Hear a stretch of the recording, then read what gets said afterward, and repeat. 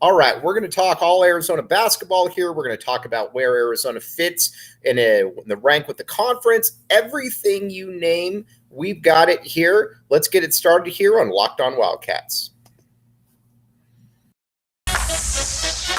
You are Locked On Wildcats, your daily podcast on the Arizona Wildcats, part of the Locked On Podcast Network, your team every day.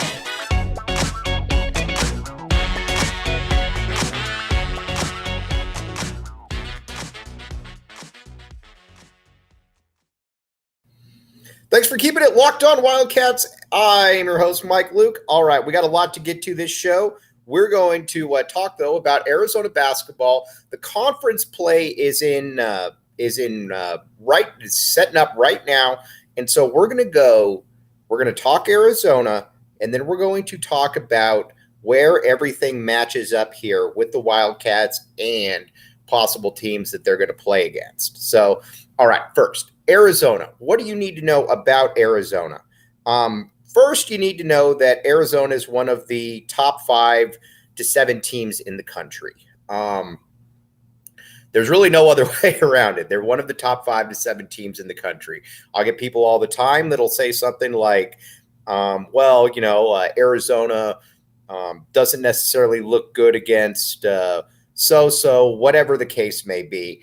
I don't care about that because, again, everybody has flaws this year. Anybody that's watched basketball knows that college basketball is without a true, dominant team. Everybody's got some flaws, and that's where I think that's where Arizona obviously falls into the mix. So now, first, let's talk about Arizona and the players up front, and we're going to be a broken record here. I almost said a broken ball. We're going to be a broken record here, but Arizona has played very, very good basketball because the 2 big men up front who are absolute problems. There is a lot to really like about what they both got going on right here. Now, Oumar, Ballo, Azuolas, Tubelis. Both are real problems. They are the best front court. They are the best front court in the country, and they play off of each other perfectly. With Azuolas, you've got kind of the skill running the court. You've also got a guy who can finish around the basket and just can do a variety of different things. Now, again, he's not, and I got to be careful here, he's not the toughest dude in the world. He's tough, but he's not the toughest guy in the world. And he's always going to have a little bit of an issue, I think, finishing around the basket with other players of length, which I think limits his NBA potential to a certain degree. But who cares? Because as an Arizona fan, my main priority is Arizona basketball in the college realm. So, again, I don't really care too much about that one. Then Oumar Ballo, I think, is much the same way when you think about it. He's kind of limited athletically. He's going to have a little bit of a hard time finishing in the hoop around other players. But you know what? I'm all right with that as well because my main thing with him is I just want him, again, to be able to finish around the hoop. And I just want him to be able to finish around the hoop and dominate the college game. And that's what he's been able to do. So, again, we're very lucky to have both those guys. Then, on top of that, you've got Pelle Larsson, who is, again, Pelle is definitely not as good as he was made out to be, but Pelle is also not a bad player in the least. Pelle is a player who, again, can get to his spots on the when he plays within himself, he can do some really good things. And right now, I think that's something that people should respect. Tommy Lloyd has talked about it from day one that he wants guys defensively that are able to, really lock some other players down. And he's been able to do that. I mean, let's be honest here. He's been a very good defensive player, but offensively, he definitely struggles. for whatever reason, he can't really shoot, and the handle really isn't there. But he's a guy that Tommy Lloyd, who knows more about basketball than I do, likes having out there on the court. So you know what? If Tommy Lloyd likes having him out there on the court, then I'm good. Then that's good enough for me. I'm totally okay with that one. Now when it comes to Arizona, and what they're doing out there, I like the perimeter is okay. It's just, I mean, it's better than average for sure. Kirk Kriisa is good. Kirk Kriisa is not great by any means. But he is definitely he's definitely better than what other people are going for out there. He gets a lot of assists, but this team, you're definitely going to have a little bit of how do I put this? Problems against teams that really pressure the ball. And I don't know that should really be a surprise to anybody. That's just kind of the way that it is. And that's nothing that's really going to be able to be replaced this season.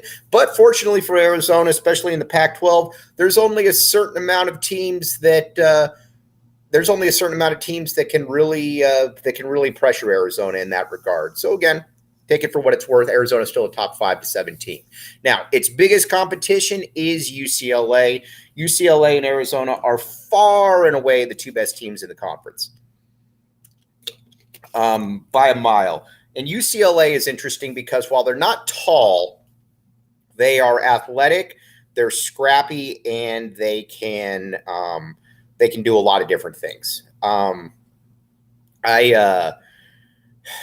watch UCLA, and they've got some dogs on this team that a lot of times you just, you either have dogs or you don't have dogs. I know that sounds like no duh, but yeah, that's just kind of the way it is. You either have dogs or you don't. I think right now, UCLA with Tiger Campbell, Jaime Hawkins, Jalen Clark, and Bona, David Singleton, you've got players that can cause problems for Arizona. But the problem, though, is that they're just not that big. And against Arizona, if you're starting guys that are 6'9" and 6'7" against guys who are 7 foot and 6'10", that could be an issue. But as we've also seen, some of the Arizona big men have a little bit of problems with length. So keep that for what it's worth. But UCLA, very good. Top 15-ish, top 10-ish team in the country. Quite good. Very impressed by them. Then after that, there's kind of a lot of also-rans that are talented that you can sneak up on you on a game, but they're just not that good. I would say first, right now, I guess you got to say that USC has been interesting because they're very much Jekyll and Hyde. One game they can look like the best team in the conference. Then another game they can really, really struggle. Now I think with Arizona, the one thing that you look at and you're kind of interested by is Tommy Lloyd is obviously a much better coach than Andy Enfield. I like Andy Enfield, but Tommy Lloyd is certainly a better coach than him. With Arizona, though, with USC, the only thing you really got to worry about is they've got a couple guys that can go off at any point. Drew Peterson can go off. He's one of the handful of best players in the conference, along with Boogie Ellis. Those guys can get you on a given day. Those guys can get you 30 points. But there's not a ton else other. I like Reese Waters-Dixon. Kachani Wright's okay down low, but you just don't really have enough size to me, and the coaching isn't good enough to be able to take Arizona out in that regard. So that's kind of where you're at with those. Now, a team that has been a major disappointment that we're going to talk about in a second. But first, BetOnline Sportsbook. All right. So before the year, if you liked Arizona to win the Pac-12, you could have gotten some pretty good odds, and you should have gone to BetOnline Sportsbook to be able to get those odds. That's where the best lines are, the best odds are. You name it, they've got it. The BetOnline Sportsbook. Now, with Arizona, then the one thing that I do find impressive, though, against any team is that they're a good betting team. So I would go to the BetOnline Sportsbook and I would bet on Arizona. If you can still get good odds to win the conference, I would go there and I would do that. Check it out, BetOnline Sportsbook. Come right back with us. We're going to continue to talk here.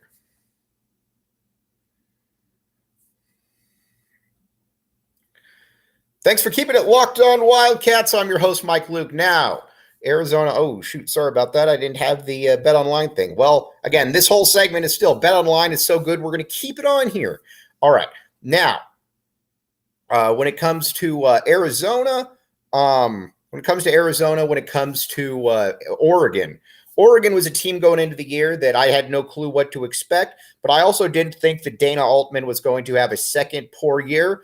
This could be a situation where Dana Altman has a second poor year. And obviously that's something that you're not super excited about. I watch but there is a lot of talent there still. You've got, up front, you've got N'Faly Dante, who, with the exception of Arizona's bigs, might be the best big in the conference. He's good. He can play. There's a lot to like there with him. Then next to him, it gets interesting because I think they wanted to have Nate Biddle, but Nate Biddle hasn't been able to play for them. So that's a problem, obviously. Will Richardson is one of the best players in the conference. He's definitely the best point guard. But the issue, though, with him is that, I'm just not sure how tough he is. And I'm not sure that that's something that's ever going to really be alleviated. It's just kind of where we are. Now, they're kind of disjointed, but I will say that how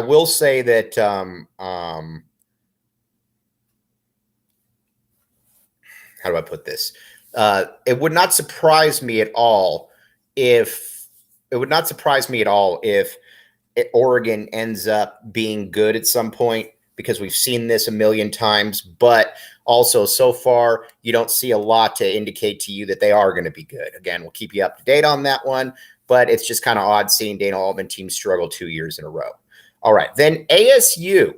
Now, again, we all just watched ASU, and we certainly saw that they are a talented bunch. They can do some things out there that are they're very good, no doubt. They're long, they're athletic, they scrap hard for their coach. They do a lot of really good stuff. But the one thing about it is, Bobby Hurley is going to limit you as a coach. Bobby Hurley is going to limit you. That's just the way it is. His skill is also his detriment, in that he's not very again, when you just let guys roll the ball out on the court, this kind of is what it is. You're going to be good sometimes. Now, again, when they've got length, they got athleticism. You got the Cambridge boys, you got Warren Washington, you've got Frankie Collins, you've got Horn, you've got a bunch of guys that are long and athletic. But if you don't have a coach that can really sustain that, you're in a little bit of a jam right there. And that's going to be something that will always as long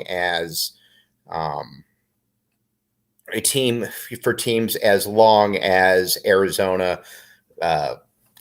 Arizona State has Bobby Hurley. Now, you could say to yourself, well, they play hard. This is a tournament team. So again, I think a lot of people are trying to minimize going into ASU and winning in the manner in which they did, but ASU is a tournament team. They definitely don't stink, and I guess that is kudos to Bobby Hurley.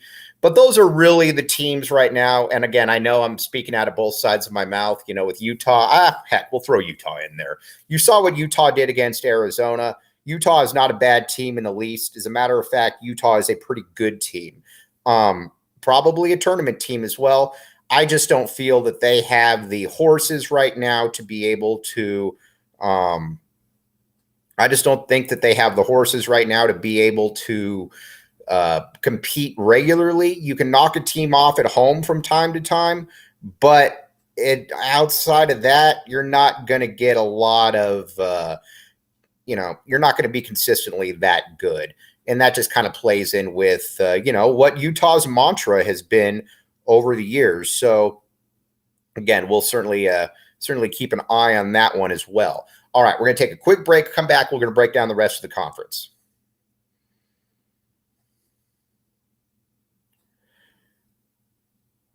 Thanks for keeping it locked on, Wildcats. I am your host, Mike Luke.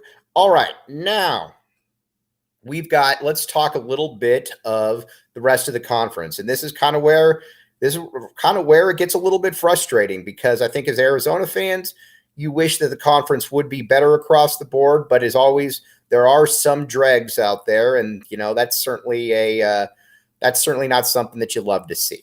Now, who are some of these dregs? Your usual suspects. Let's put it to you like that. Cal stinks. You would certainly think that with some of the benefits you have of being in the Bay Area, you'd be better, but they're not better. They stink. And I think a lot of people are still trying to figure out the reason why they stink. But I can tell you at the beginning, Mark Fox is one of the reasons that they stink. He is a terrible coach. He should have never been the coach of Cal. And that's always going to be a drawback for him. I'm sorry, just the way it is. Our good friend Anthony Gimino always says, you don't have a coach, you don't have anything. And if you don't have a coach and you don't have anything, then that's an issue. And they're just kind of there right now. Then you got Oregon State. I like Wayne Tinkle. I think he's done a pretty good job. But they're always going to be limited, and they're going to be prone to having some very tough games from time to time. I'll put it to you like that. That's just kind of the way it is. Colorado under Tad Boyle is always solid. But again, you're never going to get probably to the next level with those guys. And again, that's not anything bad. That's just kind of the way it is. Now with Colorado though, he does a pretty good job of developing players, and I don't know exactly what their end game is there at Colorado, but again, it's a pretty good player or a pretty good coach for what they have. I'd be happy if Tad Boyle was my coach. Wazoo, I don't know what to think of Kyle Smith. I liked Kyle Smith a great deal coming in from San Francisco. I think he's a pretty good between the lines coaches, but the problem though with Kyle Smith is that he is just for some reason he's abrasive. He definitely rubs people the wrong way, and I think that's been shown time and time and time again. And he that's just kind of the way it is. When you're some coaches are good coaches, some are a little abrasive, rub people the wrong way. That's just kind of the way it is, and that's the way that Washington State, I think, is under them. Now, the other teams, Washington, Mike Hopkins stinks. He's not a good coach, and so that's kind of where we're at that point right now. All right, we will be back with you tomorrow. You've been listening to Locked On Wildcats.